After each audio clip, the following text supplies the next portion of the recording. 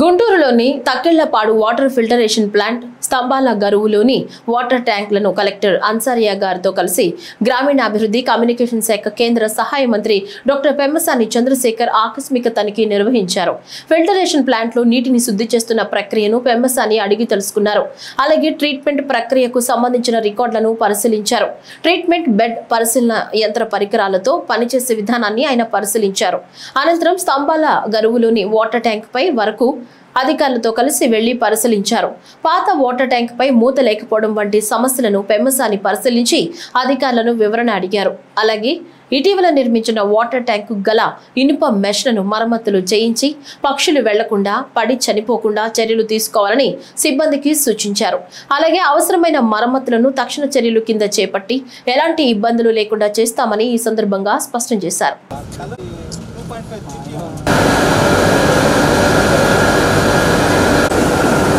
Water అనేది ఒక basic necessity సిటిజన్స్కి. Guntur చుట్టుపక్కల ప్రాంతంలో తీసుకుంటే దాదాపు 10 నుంచి 11 లక్షల జనాభా ఉన్నారు. వీరికి అందించేటువంటి వాటర్ క్లీన్ వాటర్ అయి ఉండాలి. ఆ వాటరు తాగేవాళ్ళు కూడా ఒక నమ్మకంతో తీసుకునే విధంగా ఉండాలి. అయితే ఇప్పుడు ఈరోజు ఈ వర్షాలు పడటం వల్ల కొన్ని డయేరియా కేసెస్ వచ్చినాయి. ఈ డయేరియా కేసెస్ రావడానికి రకరకాల కారణాలు. వాటర్ వచ్చేటప్పటికి కృష్ణానది నుంచి మనకి 2 సోర్సెస్తో తక్కెళ్లపాడు రిజర్వాయర్కి వాటర్ వస్తుంది. మెజారిటీ వాటర్ పైప్ లైన్ ద్వారా వస్తుంది. కొంత గుంటూరు ఛానల్ ద్వారా తీసుకుంటున్నారు. అక్కడికి వచ్చిన తర్వాత తక్కెళ్లపాడు రిజర్వాయర్లో దాన్ని కంప్లీట్గా శుద్ధి చేసి లోకల్ రిజర్వాయర్స్లోకి వాటర్ తీసుకువెళ్తున్నారు. సో ఎక్కడైనా ప్రాబ్లం ఉంటే అక్కడ ఒక సెకండ్ పాయింట్ ప్రాబ్లం రావడానికి, థర్డ్ ఆ రిజర్వాయర్ నుంచి ఇంటింటికి వెళ్ళేటువంటి pipe lines.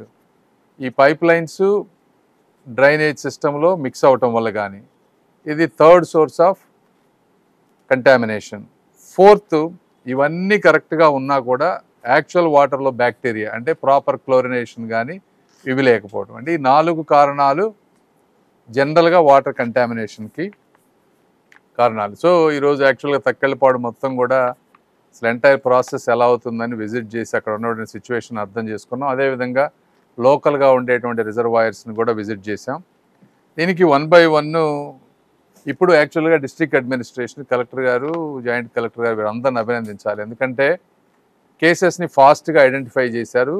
Public health officials కూడా క్లస్టర్స్ ఎక్కడి నుంచి వస్తున్నాయని వాటిని కొన్ని దాదాపుగా 167 శాంపుల్స్ తీసుకుంటే అరౌండ్ 20 శాంపుల్స్ కంటామినేట్ అయినాయి. ఇవి కొన్ని ప్రైవేట్ వాటర్ ప్లాంట్స్లో వాళ్ళు ఫిల్టర్లు మార్చకపోవడం వల్ల అట్లా ఉన్నాయన్నారు. వాటిని బ్యాన్ చేశారు. అక్కడక్కడ కొన్ని పానీపూరి సెంటర్స్ దగ్గర ఇవి ఉన్నాయన్నారు. వాటిని కొంచెం కంట్రోల్ చేశారు. సో ముందు ఇమీడియట్ ప్రాబ్లం అయితే ఫిక్స్ చేశారు. అయితే లాంగ్ టర్మ్లో ఇది 1 year బ్యాక్ కూడా ఇదే విధంగా జరిగింది ఇంతకుముందు ఉన్నటువంటి గవర్నమెంట్లో కూడా. దీనికి కారణాలు రకరకాలు. ఒకటి, ప్రాపర్గా ఈ రిజర్వాయర్స్ మెయింటైన్ చేయడానికి కావాల్సినటువంటి ఇన్ఫ్రాస్ట్రక్చర్ ఫండింగ్ ఒకటి. ఇంకోటి, పాత ఎక్కడైతే ఈ కప్పులు ఊడిపోయి ఈ రిజర్వాయర్లు ఎక్కడైతే మెయింటెనెన్స్ లేవో వాటిని యుద్ధ ప్రాతిపదికన ఇప్పుడు ఒక 3 తీసుకున్నాం. దాదాపు 5 కోట్ల, ఒక్కొక్కటి 4 నుంచి 5 కోట్లు అవుతుందంటున్నారు. అవి టెండర్లు కూడా పిలిచారు. దాదాపు 15 కోట్లు పెట్టి చుట్టుపక్కల ప్రాంతంలో అవన్నీ కొంచెం ఓల్డ్ అయిపోయిన వాటన్నిటిని రీబిల్డ్ చేస్తాం. అదేవిధంగా ఈ పెద్ద రిజర్వాయర్ల దగ్గర కొన్ని వీడియో కెమెరాలు పెట్టి మ్యాండేటరీ స్టాండర్డ్ ఆపరేటింగ్ ప్రొసీజర్స్ ఉన్నాయి. యాక్చువల్గా ఉన్నా కూడా అవి ఎఫెక్టివ్గా ఇంప్లిమెంట్ అవ్వట్లేదు.